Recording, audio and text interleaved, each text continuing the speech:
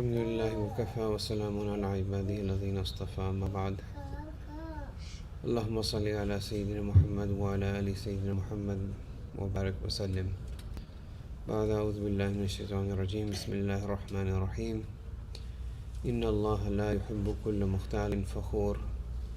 سبحان ربك رب العزة عما يصفون وسلام على المرسلين والحمد لله رب العالمين.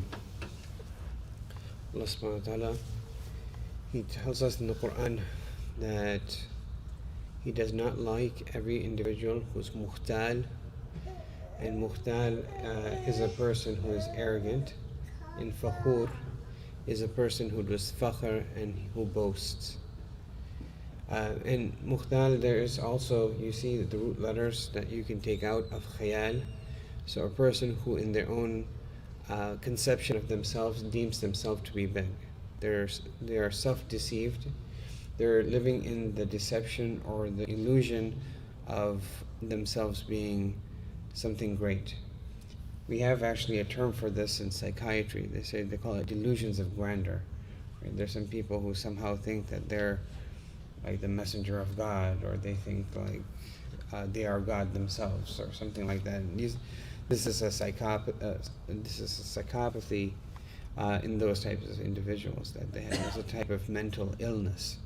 But people who reflect that at a lower level, they're also sort of mentally ill in a sense, because they don't really understand who they are, and they don't understand who Allah is. So if you're deluded about yourself, thinking that you're great, then worry that there's something wrong about how you're thinking.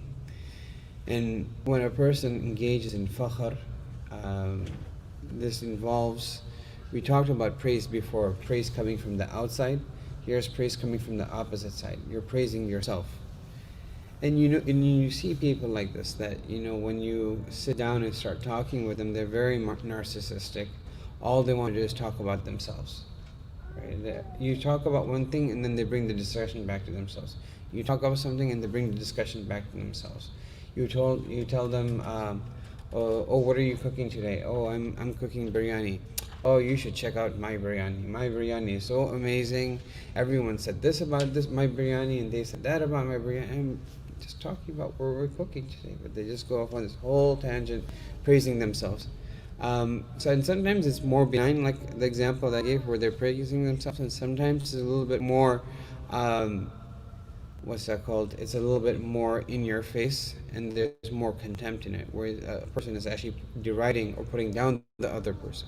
So not only they're boasting, but they're lording. Right? That's the word that they use in the English language, where you lord over the other person. And you see this, where you see this a lot is on the basketball court. People trash talk a lot. You can't trash talk if there's not an element of boasting in it, right? And if a person crosses someone over, and the person, they broke their ankles, they're on the floor, they walk over them and they look down like this, right? It's like the definition of lording, right? I mean, because a lord is someone who's above you. So the person comes and stands over the person, and it's like, who's your daddy now, right? They have this idea of that I'm better than you, I'm bigger than you, I can beat you. So this comes up a lot in professional sport, not even professional sports, but just in sports in general. But the way that we say that that's a show of bad sportsmanship. Right? People who do that you're playing the sport, but you're not demonstrating good sportsmanship. That's also fakhr. And so it's bad. It's bad to brag. Brag about yourself. People sometimes like to brag about where they went to school. They like to brag about their jobs. They like to brag about their diamond rings, or the bags that they carry at home or wear at home. They brag about their shoes, right? They have this thing of the Jordans. Oh, what are you wearing? And they don't really care what you're wearing. They just want to show how great what they're wearing is. They're all different aspects of bragging, and it's particularly bad to brag, to be a braggart about something that you had no say in the first place. So the Qurayshi Arabs had this bad habit, right? They had a bad habit about bragging, and that's what their poetry used to be about a lot of the time. They just said, Huma abai ji'ni bimithlihim. These are my fathers. Bring me someone like that. And they're just talking about my forefather was like this, and my forefather was like that, and my lineage is like this, and my nasab is like this, and I'm from this family, and I'm this and that. But what does that have to do with you? You had absolutely no control into which family you were born. So people are really bragging about something that they have no control over, and they made no effort towards that. So that's even the worst type of bragging, something that you didn't earn yourself. People start bragging about their looks, right? You didn't get to choose your nose or your jawbone or the color of your hair or the color of the eyes. And it's less common that someone will straight in your face brag about your own looks, but they brag about their kids, right? Or meri beti itni gori hai, right? She is so fair. Meri beti is like uske baal to, no one has hair like her. And then they start bragging to other people like that. And this is also bragging. Whether you're bragging about yourself or you're bragging about something you quote unquote have, is like bragging vicariously, bragging by affiliation. That's not okay. And speaking about affiliations, that's another way that sometimes people brag. People start to brag based on their affiliation with a particular group or something that's quote unquote special or competitive, right? And it can be, and you sometimes see this in religious circles. Like you have people who are murids of a sheikh or students of a sheikh or a teacher, and they say, "Oh, that's my sheikh. I'm his murid. He did all the work, right? He spent his whole life in ibadah, doing work of the deen, and now you're bragging about it because you feel like, somehow by you connected to him that you're also great." And there was a story about, this person who came to one of the sheikhs. So the student of a sheikh comes to another sheikh, right? The murid comes to another sheikh, and he said, "Hamare Hazrat to Rasulullah sallam ko, he's seen him, he's seen Rasulullah sallam, let's make up a number, 3 times in his dreams. Aapne kitne baar dekhe? Right? How many times did you see Rasulullah?" So he just kept quiet. He kept on prodding him, poking him. He said, I saw him 1 time, then I saw him 2 times, and I kept on seeing him until after 99 times I stopped keeping count. And sometimes this was just to do therapy of this individual as well. It's not by trying to show off. But people, by affiliation, because they connect to something, they somehow think that they're better, right? My amama's like this and better. And sometimes people wear even their religious clothing, they wear this Azhari cloak, right? They wear the Azhari cloak and they feel like, I'm Azhari, right? And they want people to know that I'm Azhari. And because they're from Jamiat Azhar, they're writing on the great intellectual and academic tradition of that institute, which truly is great. They've done great work for the deen in times past. But writing on that affiliation is also a type of boasting. And Rumi, rahimullah, he said it beautifully. He said, "Don't be content with the stories of those before you. Go and make your own story." Right? Go and make your own story. When people boast, it's a combination of 2 things. It's a combination of people being proud and people wanting to show off and doing riya. So it's kibr and riya combined. It results in fakhr. So then that's a good segue into talking about kibr. Kibr comes from the root letters kaf, ba, and ra. That refers to something being big. So the Arabic word for something being big is called kabir. And when you say kabura, it means to become big. It's not necessarily just to be big, but it's like becoming big. And so a person who has kibr, they make themselves and their own ego, they make that big, right? And they have a big, sometimes they use this term, you have a big fat ego, right?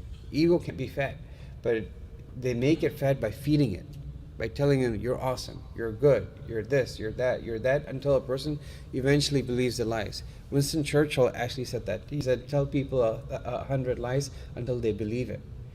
And it works, right? Look in like in recent politics, you keep on saying the same thing again and again and again, and then people start thinking like, is it true? is Bill Gates really like planting microchips? Maybe it's true. Right? You just keep on repeating the lie. It's like an old political ruse, but it works. So in kibr, there's an aggrandizement of the self. The Prophet ﷺ was actually asked about this, about what kibr is. Because there's a Sahabi. People like nice things. They like to dress nicely. They like to look nice. So he came and asked the Prophet ﷺ because he was worried about being arrogant. Just because, it's like, I don't know, what's a good example? Like you wear new Jordans, and then you're trying to go and ask the Prophet ﷺ, like, am I being arrogant by wearing these shoes? So he went and asked him, and he said, no, that's not arrogance, right? And we know this, Allahu Jamil wa yuhibbul Jamal.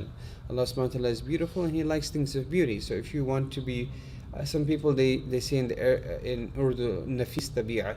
They have like nafis tabi'at, they like nice things, right? They have a fine tabi'ah. Some people are just more rough and tough. And both are okay. But that's not kibr. When he was asked about kibr, he said it is batrul haq wa ghamtun nas. That is to deny the truth, to reject the truth, and to look down at people, right? And it's very interesting because you can't look down on someone who's above you. You can only look down when you're in a position of being above. So when a person is looking down on someone else, they are placing themselves in a position above that person. You can't look down on a person until you are in that position. So by definition, a person is when they're looking down on someone else, thinking low of someone else, by definition they're thinking high of themselves. So this happens sometimes. This feeling of kibr, of being high or high and mighty, come into an individual just by itself, non-volitionally, right? Out of involuntarily. If that happens, this is called the form of kibr, the shell of kibr, and a person is not necessarily held liable for that. Because if you really want it, and it's a rahmah that we're not held liable for that, because if you took the interpretation of that being included in the hadith, that لا يدخل الجنة من كان في قلبه مثقال خردل من الكبر, that even if you have an atom's worth of kibr, that you're not going to enter Jannah, then everyone's going to get destroyed. Like who's going to enter into Jannah? So that becomes a big problem. So this involuntary entrance of this feeling of maybe feeling good about yourself, feeling, maybe just good about something that you have, that's not included in this, is actually when you intentionally entertain this thought of I am better. And it's not just I am better, because we'll come to that disease. That's a separate disease called ujb. But it's I'm better, and then there's a comparative aspect, then X, Y, and Z. It's that ghamtun nas part that makes something kibr. Because if it's not, and it's still based on reality, it's not necessarily kibr. So for example, a person prays 5 times a day, another person prays 3 times a day. If you say that I pray 5 times, he prays 3 times, oh my God, I'm being so arrogant. That's not arrogance, that's the truth. There's a difference. But if you say that I'm better than him because I pray 5 times a day, now you fell into kibr. It's a very subtle difference. It's like a person saying that I'm older than this young kid. It's true. Right? You're older, you're based on the facts, there's nothing wrong with it. So you don't have to deny reality to be humble. But if you say, I'm better than him because I'm older than him, then it becomes a problem. Allah subhanahu wa ta'ala in the hadith al-Qudsi, in the narrations from Abu Hurairah radiallahu anhu from the Prophet sallallahu alaihi wasallam, he said, قال الله عز وجل أرى الكبرياء ردائي والأزمة إزاري. That pride is my cloak, right? And greatness is my lower garment. فَمَنْ نَازَعَنِي وَاحِدًا مِّنْهُمَا, whosoever vies with me, fights with me with one of those two, فَقَذْتُهُ فِي النَّارِ, I'm going to throw him in the hellfire. Right? Allah subhanahu wa ta'ala, like, don't mess with me. Right? Don't mess with these two things. There's different reasons why a person falls into kibr. One of the ways that a person falls into kibr, like we discussed, is because they start feeling that they're better than other individuals. They're better than other people. And one of the people who are very prone to this feeling of being better are people of knowledge. And this doesn't matter if you have knowledge in a worldly sense or in a dini sense. And the reason for this is because knowledge in itself by its nature is a high thing. And when it comes into a person, it inflates them, it takes them high. right? There's a type of ulu that's inherent within knowledge. And so you see this, like one of the reasons that so much of America hates liberals, because what do they call them? The liberal elite. Like, oh, you guys are so know-it-all.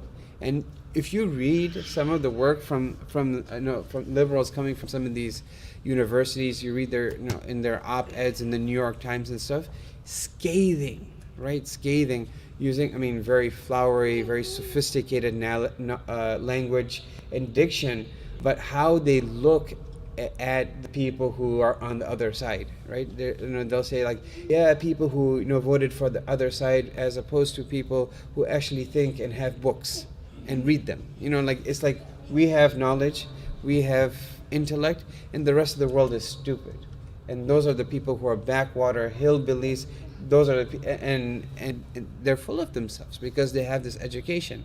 And people who don't necessarily have the same elite education from an elite university, they didn't attend Harvard, they look at those people and they see them in a different orbit, and they look at them with suspicion, because they're like, these guys are ruling the country, these people are trying to take us over, and that's why we have our guns, right? It becomes a very strange situation, because the nature of things that happen without transparency, and that lack of transparency can be one of two things: either that you hide it, or because they're too complicated for you to understand, that it creates suspicion in other individuals. That's why people don't understand global politics. That's why they develop conspiracy theories, because that's their way to understand the world. This is also one of the reasons why people like the Greeks developed a mythology. They're trying to understand their world. And this was, in their simple minds, a way to understand, okay, there's a Zeus who is a lightning god, and that's why he sends out lightning. They didn't understand ecology and how the water cycle and all of these other things. So they made up these simple theories, and so people still do those type of things. But anyway, this is one reason that people become arrogant, because of knowledge.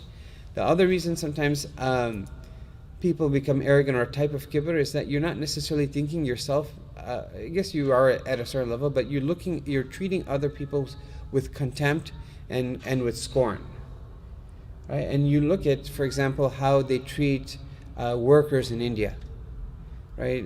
You look at how they treat maids. They don't let them sit at the same table. They won't let them, if a person comes to them and they touch them, they just brush their thing like, how dare you touch me? I'm talking about Muslims. I'm not talking about non-Muslims in this case system. There's this feeling like, you stay in your place. If they say, Sir, my kuch pujo, they look at you like, who are you to talk to me? In fact, like my someone had told me, like amongst the Hindus, they have this caste system, right? So they have the Brahmins, and then and then at the bottom you have the untouchables. And usually the people who are in the higher caste, they have the better professions and stuff. They create this such a barrier and promote and perpetuate this cycle of classism between them. And one of the ways they do is, look at the psychological brainwashing.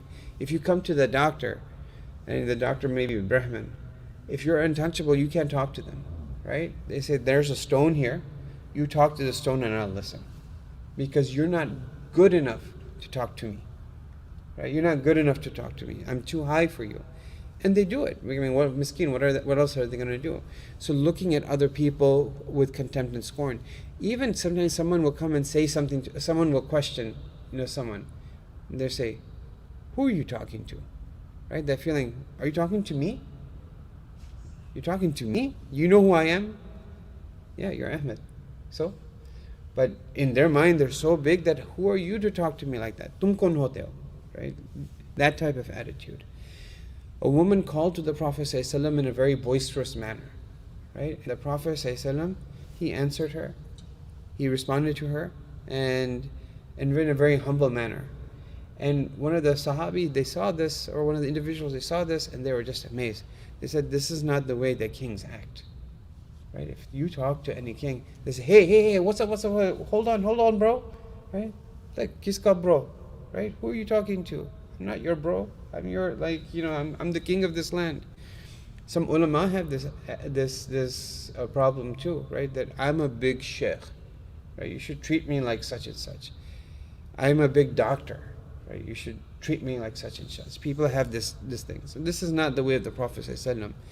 I had an attending when I was in training, and we were working on a research project together. And the head, the supervisor of the lab, the supervisor of the labs, it's a pretty high position, but they're not MDs, right? They're sometimes PhDs.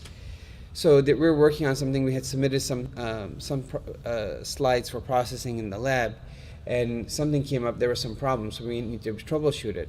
So the emails were going back and forth, and then this person reads the email and says, "Okay, why don't you meet me at my office?" The supervisor saying, "Come and meet me at my office at 4." And then the attending's face turns sour, right? And they actually acknowledged it, right? They're like, "This is basically this is going to be a little ego involved here. Like, I have to go to her office. She should come here." Right? This attitude, like, why should I go to you? I'm the MD. I'm the attending. You should come to my office. So it's actually pretty pervasive all over the place. Looking at other people with contempt and scorn.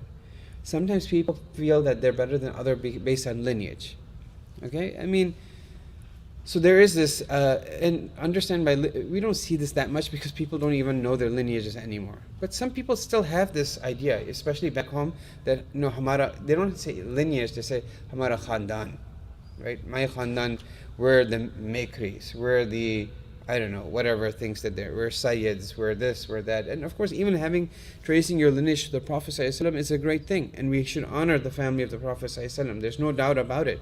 But the person whose amal is not concordant, then their nasab doesn't do them any good. Who doesn't have hasab, then what are they going to do with nasab? We don't see lineage that much, but we see people becoming arrogant of something else in this day and age. A lot. And it's all over the news. It's closely related to that, and that's race. Right? Whites, blacks. And you think that, this is a Western problem. Like, look, we're laughing at you, ha ha ha, you Americans. And when you go to other places in the country, they have like really weird things, ideas about, Americans. They say, "Oh, you're American, you beat the black people," right? They saw the Rodney King, beating, and they just think like everyone just goes around beating black people. Like, no, we don't really do that. We actually try to be nice and have some type of equity, but clearly there are huge gaps, right? And we have issues with, now it's the huge thing, right? With the death of George Floyd, about systemic racism. Everyone's trying to educate that, implicit racism, where you might not even realize that you have it and you have these biases. But let me just tell you, you don't have to get that subtle. Racism is very real, and it is very much alive. When I was coming back from one of these trips, I got on the bus and to go and get my car. And it was me, and then across from me was one of the air hostesses or something. She was sitting there. We were the only people on the bus, and the driver, he was taking us to the car. And, I look like how I look. So, like, she just struck up a conversation, and she said, "I know it must be hard." And she was being very nice, and because all this Trump stuff was going on and stuff, and she was just sort of open up the conversation, and she's like, it must be hard, being like you, whatever you. And I told her, yeah, you face racism all the time. And people tell F word to my wife. They tell, it's just, I can give you example. I'm sure all of us can, right? This is something that we face, and we think they think that we're terrorists, but literally our lives are terrorized because I can't let my wife go to the store alone. I have to go with and chaperone her because I don't know who's going to accost her. Right? We literally, every decision sometimes that we make, in the back of our mind, something happens, we're like, are they being racist? If they don't talk to us properly at the restaurant. Every small thing is always weighing on our mind. This is the reality that we live in. And when you're white, you don't necessarily have that. White privilege is a thing. It really is. So so she was just talking, and then I gave her some examples, and she said, yeah, it's actually true. She clearly wasn't like that, but she said that, she was telling about her father. Like, they live in a small town, or a smaller town in the south, and they were going golfing, and they booked a golfing trip, had a golfing booking, and the group was coming, and when they got there, they were told by the golf course that, I'm sorry, we can't admit your party. And he's like, well, we had this booking, and why can't we do that? And they said, you have a black person with you. Open, straight. You have a black person. When we're talking 2018.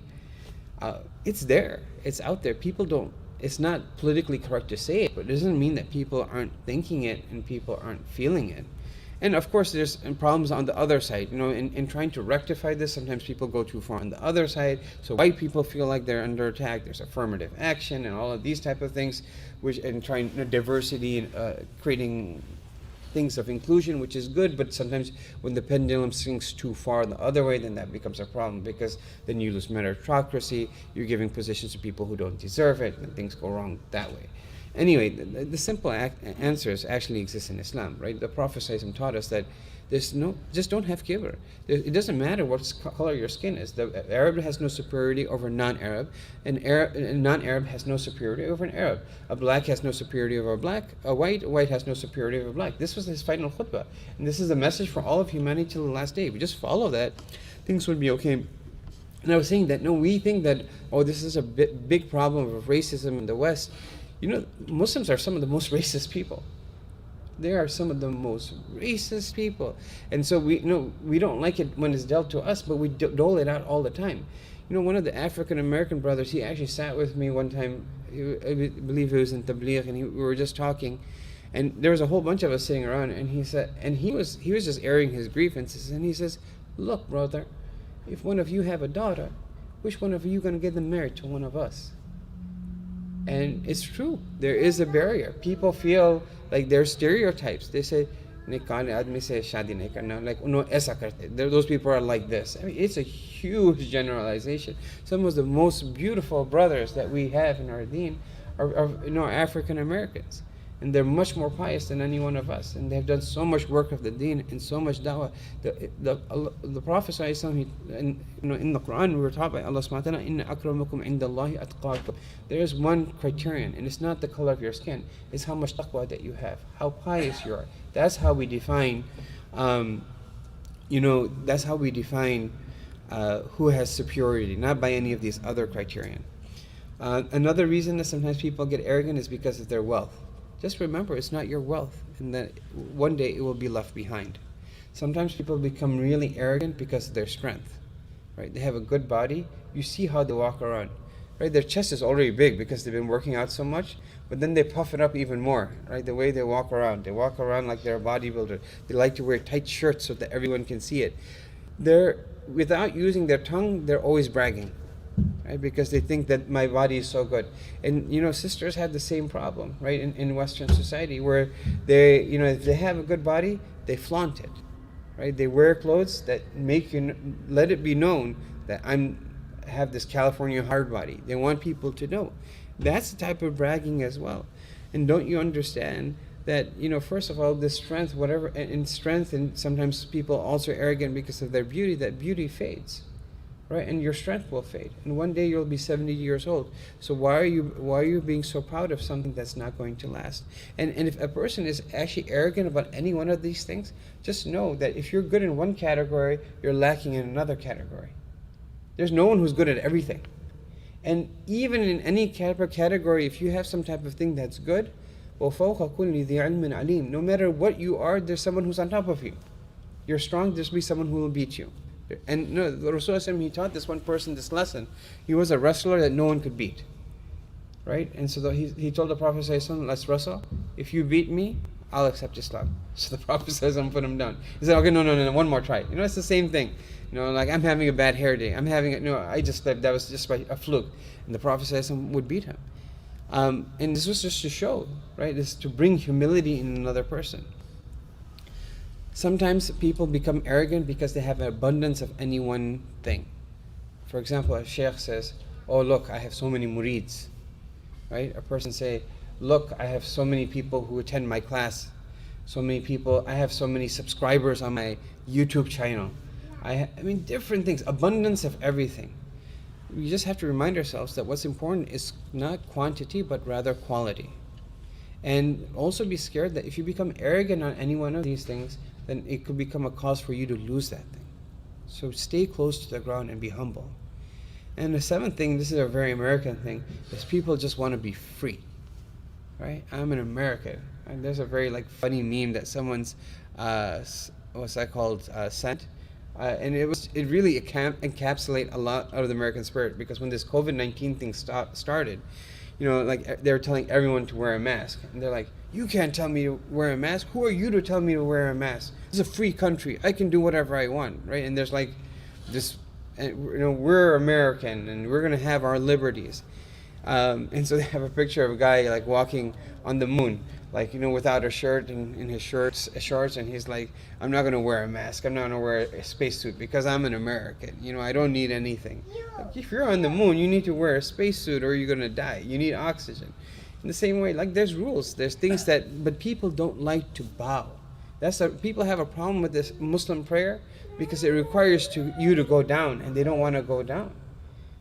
That's the secret of sajda, that the thing that people hold highest, which is the neocortex, you're putting at the lowest position. So they don't want to follow the rules, and that prevents people from Islam. And this is also the reason I say, like, I've never met a humble atheist. There's some signs that you can look at to see if a person is dealing with this problem of kibr. Number one, that you have a difficult time saying salam first. You have a difficult time saying salam first. Al-badi'u bis-salami bari'un min al-kibr. That the person who starts the salam is free from arrogance. Or say you didn't start the salam, but if someone didn't say salam to you first, then you get mad. Like, these people don't have manners. How come they didn't say salam first? Another sign of kibr is people get insulted if you don't get respected. Right? You walk into the room, why didn't you guys get up? Right? You guys don't have any manners? The Prophet ﷺ used to dislike people to get up for him. Right? That wasn't his way. Another sign of kibr is you don't want to lose in an argument. People hate to lose an argument. And that's why if they find themselves going down in an argument, sometimes they're not arguing their point anymore, they're just arguing to be right. It's so common and it's so insincere. This is the idea of batrul haq, denying the truth. You know what they're saying is right, but you're just denying it because you don't want to be wrong. And then the fourth one is you get offended if someone corrects you. You're doing something and a person stops you and they say, no brother, you should do it like this. And some people get so ticked off when they do that. So that's also a sign of kibr. Kibr can actually get very subtle, right? It can get very subtle. I can tell you that, like for example, that there was this one, and that's why they say that the ulama should go and sit with the mashayikh, because sometimes they'll be able to see the kibr that even the alim can't see about himself. Right? So they should go for their tarbiyah because it's very subtle. Like I remember the story of this one sheikh who had a student, and the student, he had a very nice job somewhere. So whenever he would come, and it was a very high stress, that type of job. So whenever the student would come and sit with the teacher, the people would be sitting together, he would always start talking about his job. And he's like, oh man, I'm going through this and this, and over here at PricewaterhouseCoopers, they have this, and you just keep on name dropping. He wasn't the student wasn't doing it on purpose. He wasn't trying to do it to show off and try to tell everyone. Everyone knew each other. It wasn't trying to, but him repeatedly mentioning it, somewhere in his mind, the sheikh understood that he feels that I'm special because I work at such and such place. And so there is some kibr, so this also has to be taken care of. There are several harms that come from kibr. One is that when a person is arrogant, they cannot get hidayah and they cannot see the signs of Allah subhanahu wa ta'ala. سَأَصْرِفُ عَنْ آيَاتِيَ الَّذِينَ يَتَكَبَّرُونَ فِي الْأَرْضِ بِغَيْرِ الْحَقِّ. Allah subhanahu wa ta'ala turns them away from His signs. So things that were supposed to remind you, wake you up, draw you closer to Allah subhanahu wa ta'ala, these people get no benefit from that. A person who's arrogant, who goes to a bayan, they get no benefit from the bayan. Because they think the bayan is for everyone besides them. A person will come afterwards and they say, Sheikh, that was a great bayan. Inshallah, I'm going to go and tell my family about that. They can really use that. Right? I'm going to use it for next week's khutbah. Now, this is something our community really needs. No, you need it the most, more than everyone else. But they literally cannot see it. And then another reason that is dangerous is that what goes up must come down. Right? It's gravity. That's the way life works. Look at shaitan. He said, Aba. Right? Allah subhanahu wa ta'ala told him to do something. He said, no, I'm not going to do it. How did he have the guts not to say no to your father, to say no to your creator directly? Right? Allah, I'm not going to do it. Wastakbara. It came from kibr. And that's why kana min al-kafirin. So he went up. What was the recompense of him going up? قُلْ نَهْبِطُ مِنْهَا جَمِيعًا. You all need to go down. Right? He went down, and in Akhirah he's going to go down, down, down. Asfal as-safilin, like the lowest of the low. So whatever goes up must come down. That's another harm of arrogance. Another thing is that it seals the hearts. كذلك يتبع الله على كل قلب متكبر جبار. And when the heart gets sealed, then that person, goodness can't get into that person. And that's why people who are arrogant, they don't work on self-rectification. That's why arrogant people didn't used to come to Islam, right? They were too proud. They're like, that's why the Jews didn't accept Islam. They were like, we're the chosen ones. If he was from amongst the Jews, definitely we would have followed him. But why did you come from the Quraysh, from all people? These are backward, Jahili Arabs, right? They're like camel herders. And you want us, the children of God, to follow a camel herder? Not happening, right? It was just based on kibr. They couldn't stomach it. So it seals their heart from goodness. And that's why people who are very arrogant, they won't go to a sheikh and say that, oh, let me improve myself and stuff, because it's very hard for them to bring themselves down. It earns the displeasure of Allah subhanahu wa ta'ala. إِنَّهُ لَا يُحِبُّ الْمُسْتَكْبِرِينَ. And also remember that eventually justice will be served. That the people who are arrogant over other people, that those people will be put on top of these people in the akhirah, right? So it will be turned around. So how do you treat this? I'm just going to run through the list just in the interest of time. Number one, remember where we came from. Alam nakhluqkum min ma'in mahin. Remember our own reality. We're just a bag of blood, feces, and urine, right? Wrapped up in some flesh. Like, what are you becoming big about? A person, try to feel like you are the worst of people. Right? Feel like you are the worst of people. There was a person who was in the final year of his alam course with one of the great mashayikh of hadith, and he used to look around and he's like, what am I doing here? I feel like I am the worst. And this is advice that my teacher gave me when I went to madrasa. Like, it was sort of his parting advice. He said, feel like you are the least person who deserves to sit in that classroom. There's no reason that you deserve to be there. And that one advice helped me get through so much in madrasa, I can't tell you. And that's one of the same advices that I share with students, like, moving forward. And so you feel like the worst. So he went and told his teacher, he said, Sheikh, I feel like I am the worst person in the classroom. Like, what am I doing here? I'm hearing Qala Rasulullah sallallahu alayhi wa sallam, Haddathana Rasulullah sallallahu alayhi wa sallam. And then he said, my dear son, I also feel the same way. And forget about in our times, Abu Hurairah radiallahu an, he walked into a room and there was a person who was sitting, and when he walked in, the person, he moved his feet, right? Like, out of respect. So Abu Hurairah radiallahu anh, when he saw that, he said, why do you do that? And he said that I did it out of deference to you, out of respect for you. He said, why do you do that? I'm the worst of people. And he had this feeling.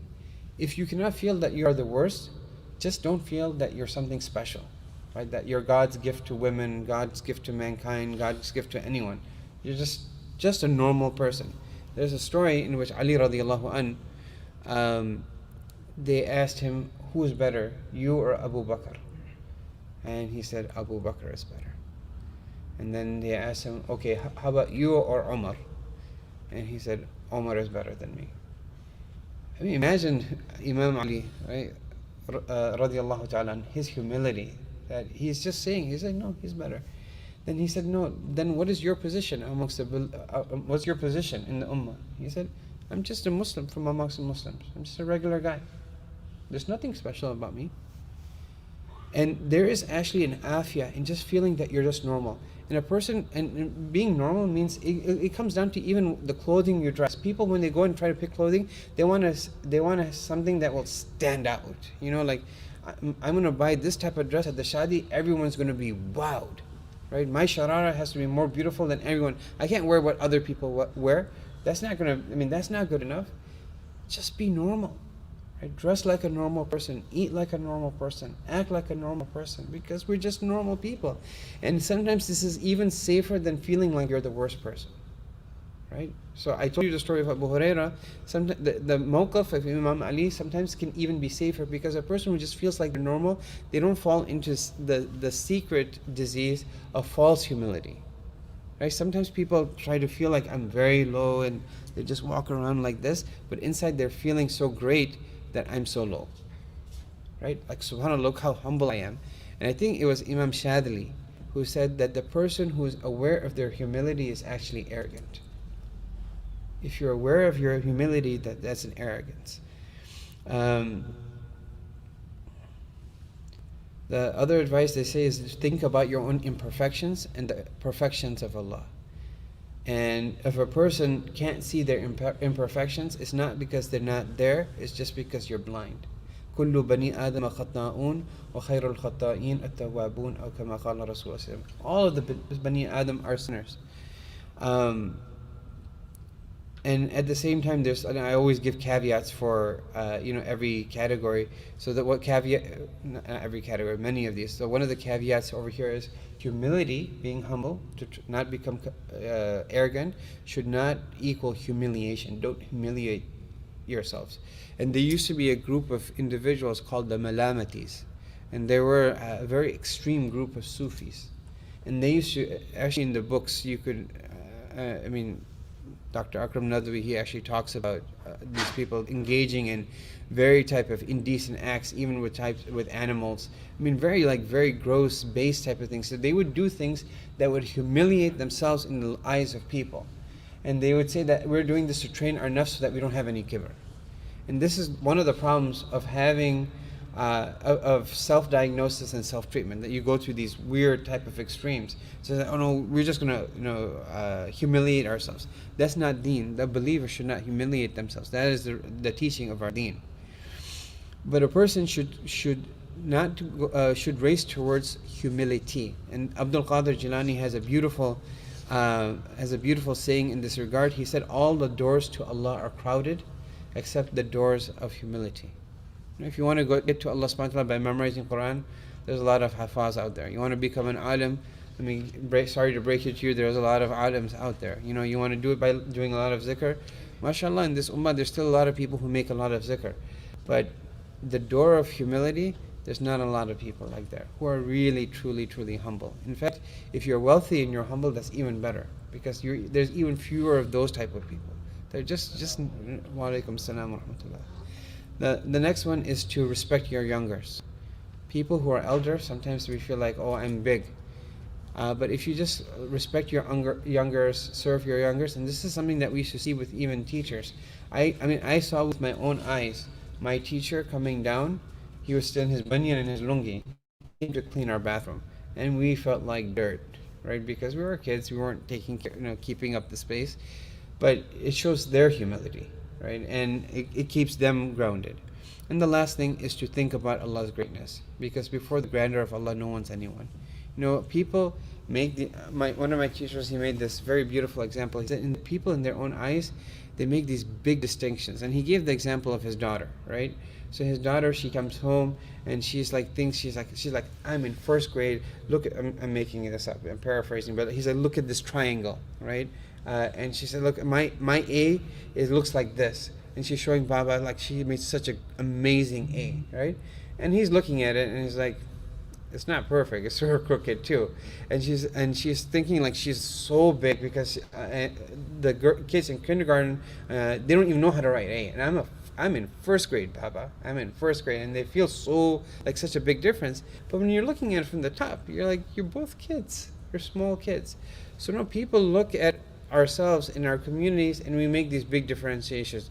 Hazrat so and so, and Sheikh so and so, and Sheikh al-Islam so and so, and Sheikh al-Arab al-Ajam so and so, and Hujjatul Islam, and like these big things. And then the other person's, oh man, he just cleans up the masjid, and he's so he's just the masjid toilet cleaner or something. But the difference between those are like kindergarten and first grade. In fact, sometimes the masjid cleaner is higher than the other person. Wallahu alam. Allah only knows who's what. But the thing is that everyone is in elementary school. Everyone is in elementary school. So we should just see all of us as just our children. I mean, see ourselves as children. And our mashayikh, subhanAllah, they used to have so much humility. I had this one sheikh. There's a spiritual exercise that some of the mashayikh do. And it involves, channeling different anwarat, right? Channeling different light into the hearts of other individuals. So, I had spoken to this one sheikh, and he said that, when we came into the i'tikaf, it was just like there was darkness just coming, right? There was just darkness. And then, by the time the i'tikaf ended, it was like a river of pure light. Right? There was like tazkiyah that had occurred. And Imam Abu Hanifa, rahimahullah, he had this kashf as well, that you had the ability to actually see the sins that used to fall from people when they used to make wudu, and which actually informed his legal ruling as well about that issue, which later he didn't end up being the ruling of the madhab about ma'i musta'mal, water that's used. Is it pure, is it impure? But he could see the impurity in the water. So sometimes, Allah subhanahu wa ta'ala gives this type of kash. And so there's this one sheikh who was working on the hearts of some of the students, and extracting some of that darkness. Now we talked about that nuktatu sawda, that blackness that comes. So it's working on taking them out. And then sometimes the thought comes that, subhanAllah, look at you, man, mashallah, big sheikh, taking out the darknesses from people's heart. يُخْرِجُهُم مِّنَ الظُّلُمَاتِ إِلَى النُّورِ. And then he just corrected his naf. He said, you're just like a plumber, right? You're like a plumber who goes into the toilet and you just plunge, right? Is there any greatness for the plumber? So this is how the mashayikh would talk to themselves, to keep themselves that you're nothing, And what's that called? Hakim Akhtar Sahib. I remember this story about him. Rahimullah. He was the sheikh. Some of you guys know Sheikh Tamim Ahmadi in California. A very well-known sheikh. So it was his teacher, and he was actually one of the great masters of the field of tazkiyah in modern day times. And so some of his students were doing his khidmah, and they were pressing his legs, and he sort of got up in this hal, right? And he said, "Why are you guys doing this to Hakim? Right? I mean, why are you guys doing this to Akhtar? Right? Why are you pressing my?" It was him himself, but he's like, "Why are you?" To the fact, like, why are you pressing these legs? And they said, we're doing it, because you're someone who we think is close to Allah, and we want to, serve people who are close to Allah and friends of Allah. And he said, if that's your niyyah, then it's okay. But if that thought comes into my mind, then I'll be destroyed. Right? That I'm actually anything or worthy, or that I'm something special. So we should just feel like very normal. We're just normal people. We're slaves of Allah, right? Be brothers together.